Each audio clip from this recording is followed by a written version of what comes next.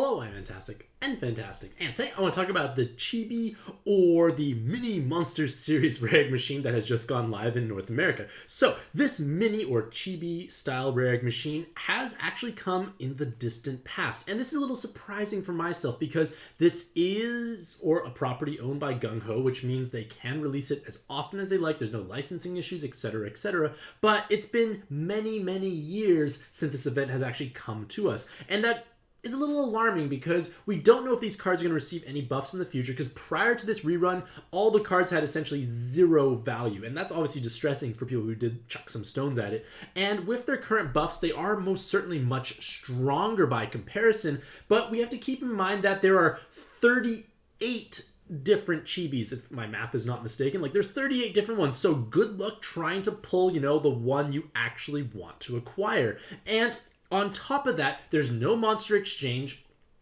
but on the bright side, perhaps, all the cards are actually the same rolling rate. So the 7-star cards are equally likely to be rolled as the 5-star cards, but at the same time, the value of these cards is quite situational and niche. So as a broad general statement for the Chibi Rare Machine, all the Chibi cards have amazingly high weighted stats when they get to level 110. The key is you must get to level 110. If you don't, you're not going to have that great stats. But at the same time, getting something to level 110 is quite easy. If it was to get to level 120, then this would be a big opportunity cost and maybe a bit costly. So aside from huge weighted stats, another great benefit of these cards is lower rarity and or team cost. So Chibi Metatron is a bit on the higher side, but some of them are lower, like Chibi Valkyrie. Yomi is 30 and rarity is 5. So why am I talking about rarity? Why am I talking about team cost? Because you think, well, I have like zillions of team costs. It's never relevant. And that is true in the vast majority of cases.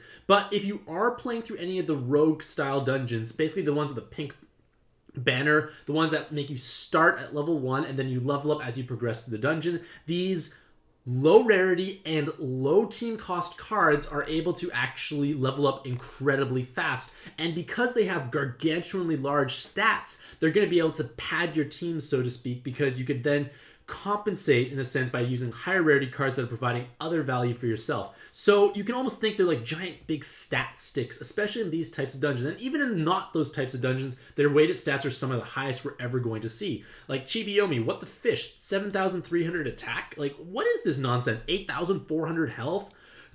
Almost 1,200 recovery at level 110? Like, this is not normal. So huge amounts of stats, they'll make you have much more health, healing easier, and they all will deal meaningful damage assuming they have offensive style awakenings. And because there are 38 different cards, it's kind of pointless to go through all of them because you can't monster change for them. There's like equal rolling rates. So it's a matter of like, do you roll and can you find a use for them? So I feel like the biggest use would be like in like Coliseum style dungeons where you're leveling up, or perhaps maybe in the future MD2 alt version where 6-star rarity cards get a bonus. These could possibly be meaningful in that sense, but at the same time, they cost 5 magic stones to roll, which is the lowest we really can go, but we know that the 20 magic stone super godfest is coming up in the near future, and that 20 stone godfest guarantees you a 7 or one of the new 8-star godfest exclusives. So you think of it this way, 4 chibi cards equals a 7-star godfest exclusive. What will you be using more often? Because these chibi cards, if you're not actually using them, have no alternative value. They won't function as trade fodder. The weapon assists, I feel, are just quite underwhelming for like the very lowest rarity. So you think, well, I got these cards. Maybe I'll use them situationally, but could those 4 chibis have been better spent as a Godfest exclusive? In addition to that, we also know that the Illusory Artist series is coming, and it has a similar setup to Mystics and Spectres, in the sense that you can't monster exchange for the cards, you actually have to roll, and it's quite a terrible rolling experience, but the cards are incredibly strong at the same time. So I feel like for 5 magic stones a pop, I would rather roll in the artist event because at least I have a chance of getting something truly meaningful. Whereas these chibi cards, like, they are kind of cool. They do some cool stuff. Like, Ryun has 6 skill boosts. There's a lot of OEs. It's 7 and 10 combo, or the Blob. And the Blob is actually a popular awakening for these chibi cards. Many of them actually will have access to the Blob. And right now, we don't have many leaders or teams that really can take advantage of blobbing. So it's not as great now, but maybe in the future it might become a little bit more relevant. And the fact that they have, gargantuanly large attack stats and high personal damage multipliers, like 7 with the blob boost, huge amounts of damage, easily going to double cap, I'm quite confident for sure, with all those OEs. And their sub attribute in case of Reunion will actually deal meaningful amounts of damage. So they do have a potential place perhaps, but I feel like the opportunity cost of not rolling an artist, like you're rolling 1-for-1, chance at getting artist cards or a guaranteed chibi. I probably would like artists, or 4 chibis, or 1 7-star Godfest exclusive.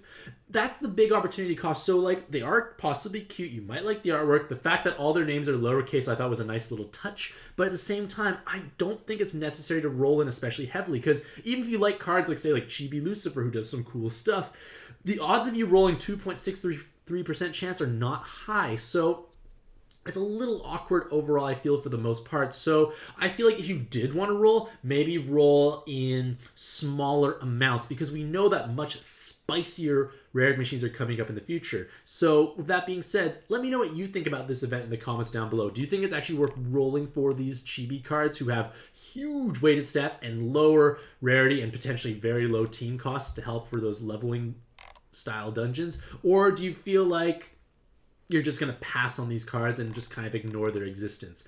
With that being said, hopefully you all have a truly fantastic day. I wish you all the best luck in your own pad adventures, and happy puzzling.